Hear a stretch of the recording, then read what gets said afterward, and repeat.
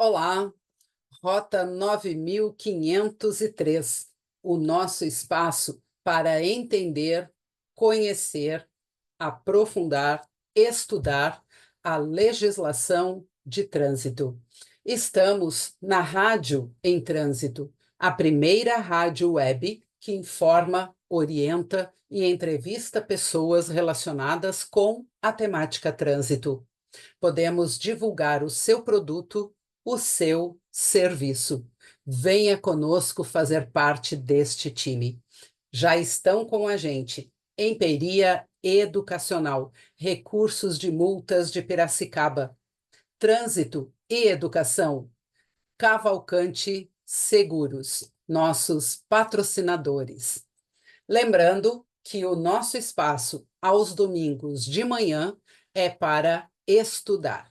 Se você tem alguma dúvida, se você tem alguma sugestão, traga para nós. Continuando a nossa leitura, entendendo, compreendendo o Código de Trânsito Brasileiro, estamos no capítulo 3º das normas de circulação e conduta.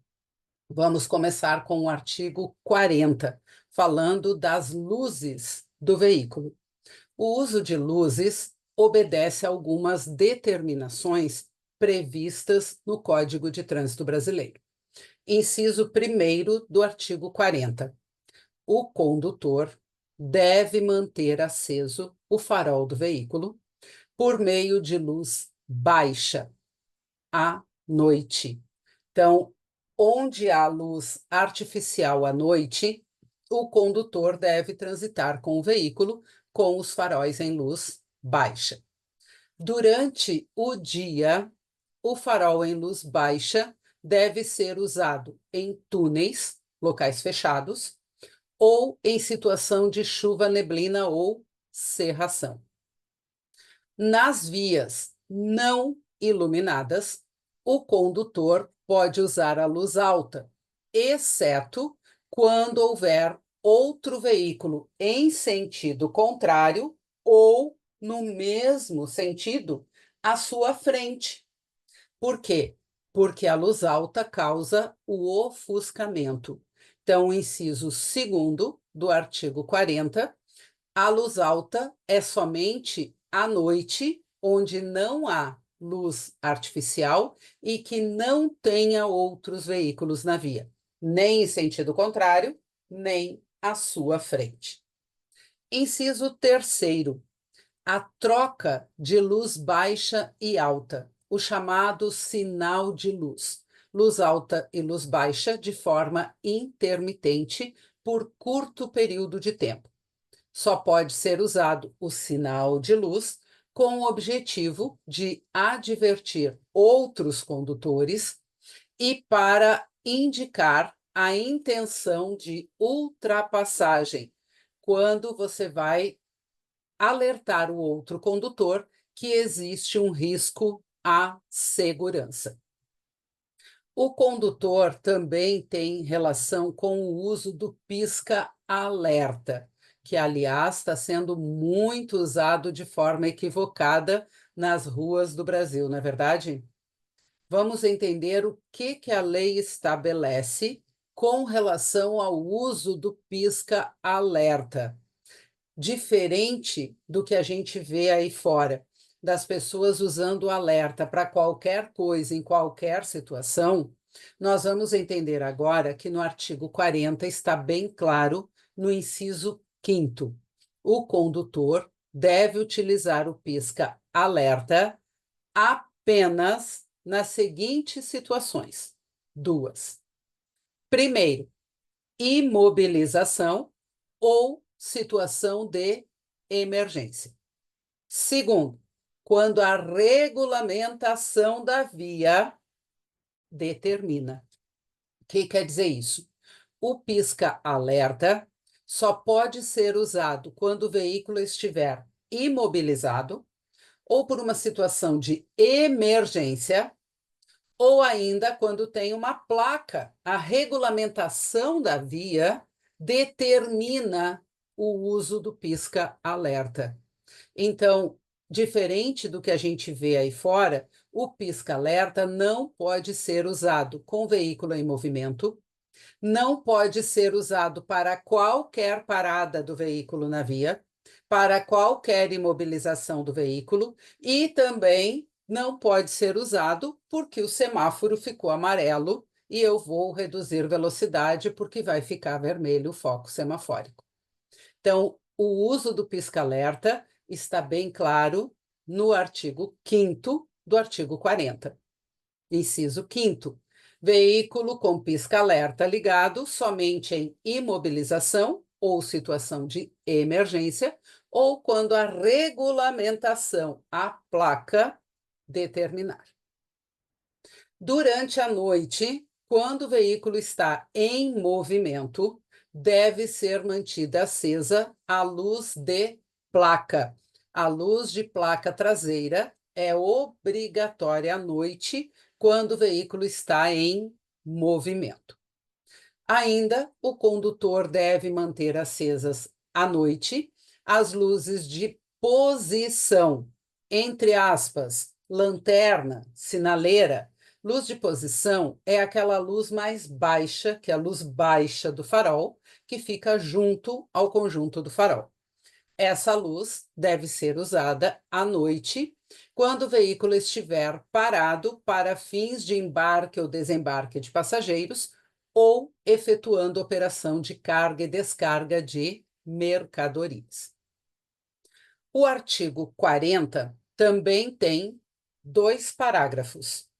Primeiro, veículo de transporte coletivo de passageiros, quando estão circulando na faixa ou na pista determinada para ele, destinada, sinalizada para este veículo, e as motocicletas, motonetas e ciclomotores devem usar o farol em luz baixa durante o dia e durante a noite. O que diz o parágrafo 1º do artigo 40? Transporte coletivo de passageiros, na faixa específica, e motos e similares têm que usar luz baixa sempre, de dia, de noite, em qualquer situação. Parágrafo 2º. Os veículos que não possuem luz de rodagem diurna devem manter aceso o farol na rodovia de pista simples, fora do perímetro urbano, durante o dia. Entendendo este parágrafo 2º do artigo 40. DRL, luz de rodagem diurna. Os veículos que possuem DRL podem usar a luz de rodagem diurna durante o dia na rodovia de pista simples, fora do perímetro urbano, substituindo o farol em luz baixa. Os veículos que não possuem DRL têm que usar o farol em luz baixa durante o dia na rodovia de pista simples, fora do perímetro urbano. Lembrando que essa, entre aspas, a chamada Lei do Farol mudou em 2020. Então, não é mais em qualquer rodovia que tem que ser mantido o farol em luz baixa aceso durante o dia. É apenas na rodovia de pista simples, fora do perímetro urbano. Só que o veículo que possui DRL, luz de rodagem diurna, pode usar esse dispositivo substituindo o farol em luz baixa, mesmo durante o dia, na rodovia de pista simples, fora do perímetro urbano. Artigo 41 do Código de Trânsito Brasileiro. O uso da buzina. Lembrando que a buzina só pode ser usada em toque breve e leve.